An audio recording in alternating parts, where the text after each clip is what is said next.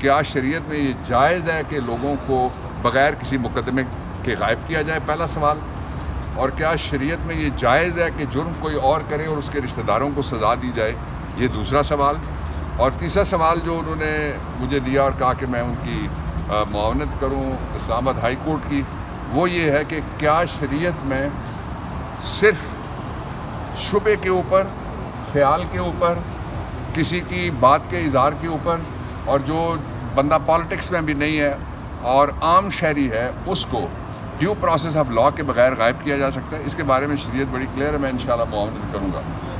دوسرا جو آرڈر انہوں نے کیا، انہوں نے کہا کہ اگر 13 تاریخ کو پیش نہ کیا گیا، انہوں نے منسٹری آف انٹیریئر کو اور انٹیلیجنس ایجنسیز کو سب کو کہا ہے کہ ان کو پیش کیا جائے، اور اگر پیش ان کو نہ کیا تو پھر وہ کہتے ہیں کہ میں سیدھا notice attorney general of Pakistan کو کروں گا. اور جو پاکستان میں اس وقت جو حالات ہیں، وہ پاکستان کے اندر جو خاص طور پہ نوجوان نسل اور طالب علم ہے، وہ بوائلنگ سچویشن کے اوپر وہ لاوا ہے ایسا، آتش فشاں ہے ایسا. بلکہ میرا تو بہت واضح خیال ہے کہ پاکستان کے پاس ایک ہی ایٹمی قوت ہے، اس ایٹمی قوت کا نام ہے یوتھ، اس کا نام ہے طالب علم، اور اس کا نام ہے کسان پاکستان کے. یہ وہ ایٹمی قوت ہے جو ہمیں جینے میں مدد دیتی ہے. باقی تو وہ مشرف نے کہا تھا پٹاخے چلانے کے لیے، پتہ نہیں ہے یا نہیں، مجھے اس کا بیان بھی نہیں سمجھ آیا تھا. جو دوسری بات ہے وہ یہ ہے کہ اس وقت عمران خان کو اور اس کے ساتھیوں کو علیحدہ علیحدہ توڑنے کی مہم شروع کی گئی ہے، وہ جو کبھی کامیاب نہیں ہو سکتی. کل بڑی ڈیٹیل میں ان کے ساتھ بیٹھا ہوں، انہوں نے بڑا واضح طور پہ یہ بات کہی ہے کہ فوری طور پہ 2 کام کیے جائیں. ایک یہ ہے کہ 9 مئی کی جو جتنی بھی ویڈیو کلپس ہیں، وہ سارے کے سارے CCTV فوٹیج جن جگہوں کے نام لیے جا رہے ہیں وہ بڑی اسپیشل جگہیں ہیں.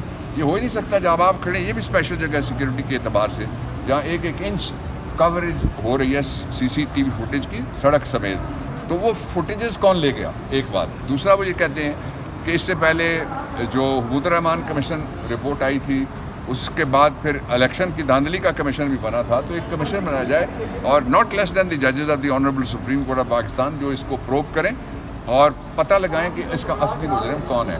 اور انہوں نے ساتھ یہ بھی کہا ہے کہ اصلی مجرم PTI نہیں ہے، عمران خان جانتے ہیں کہ اصلی مجرم کون ہے.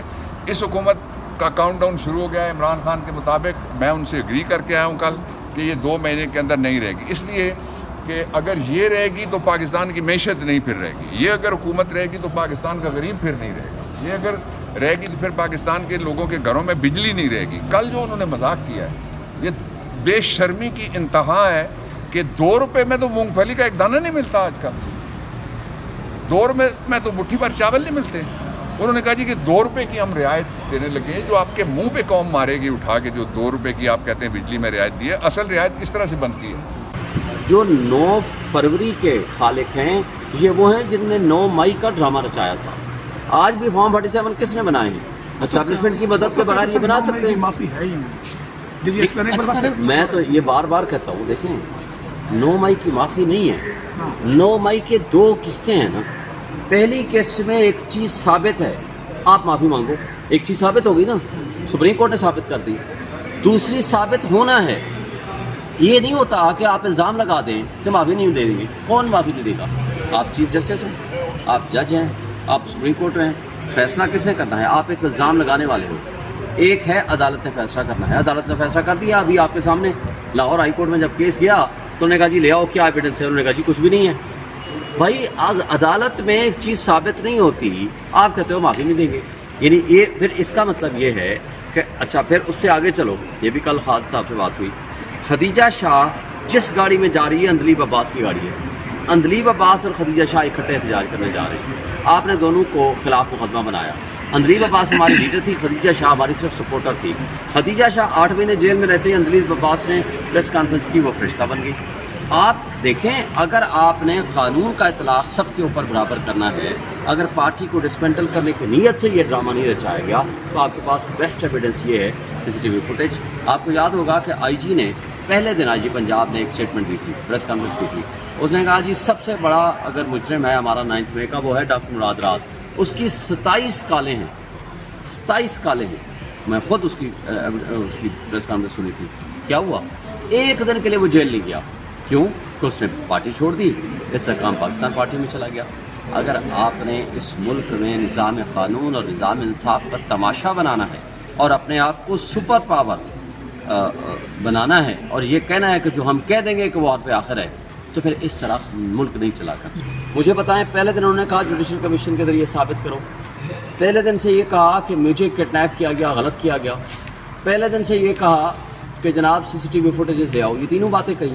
کل صحافی نے سوال کیا کہ جی D G I S P R نے کہا جی معافی نہیں ہوگی، انہوں نے کہا جی پھر پہلے میرے سے معافی مانگو، جو پروف چیز ہے اس سے معافی مانگو، جو غیر پروف ثابت شدہ ہے اس کو ثابت کرو.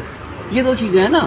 اگر میرے کسی کارکن کے خلاف ثابت کر دو گے تو میں بھی معافی مانگوں گا، لیکن اس کے لیے شرط ہے کہ پہلے میرے سے معافی مانگی جائے. دوسری شرط یہ ہے کہ ثابت کرو، اور ثابت کرنے کے دو ہی طریقے ہیں، جوڈیشل کمیشن اور سی سی ٹی وی فوٹیجز، اور دونوں آپ نہیں کرنا چاہتے. تو پھر کیا پریزمپشن کیا آئے گی؟ تو اس کا مطلب ہے کہ آپ بھاگ رہے ہیں اس چیز سے. جب چوروں اور ڈاکوؤں سے مقابلہ ہو جائے نا تو پھر بیچ میں بہت ساری چیزیں آ جایا کرتی ہیں. مجھے بتائیں کہ جب جسٹس جہانگیری صاحب اس کیس کو سن رہے تھے، انہوں نے فیصلہ کیا ڈے ٹو ڈے ہیئرنگ ہوگی. 5 جون تاریخ تھی، یہ 3 جون کو بھاگ کے چلے گئے الیکشن کمیشن کے پاس، نہ جواب دیا نہ فارم 45 دیے کہ جناب ہمیں ان سے بچایا جائے. 4 تاریخ کو اسے آرڈر کر دیا کہ ریکارڈ سمن کر دیا، اور 10 تاریخ کو ٹرانسفر بھی کر دیا. آج لاہور ہائی کورٹ کے جسٹس علی باقر نجفی کے سامنے پاکستان پولٹری ایسوسی ایشن، پنجاب ٹریڈر ایسوسی ایشن اور بلوچستان سے آئے ہوئے ٹریڈر ایسوسی ایشن کے لوگ کی درخواست کی سماعت ہوئی. ایڈوکیٹ جنرل حکومت پنجاب نے آج حکومت پنجاب کی طرف سے بیان دے دیا ہے کہ بین صوبائی نقل و حرکت کے اوپر چکن پر پابندی نہیں لگائی ہے اور آئین کے آرٹیکل 151 پر عمل درآمد ہوگا.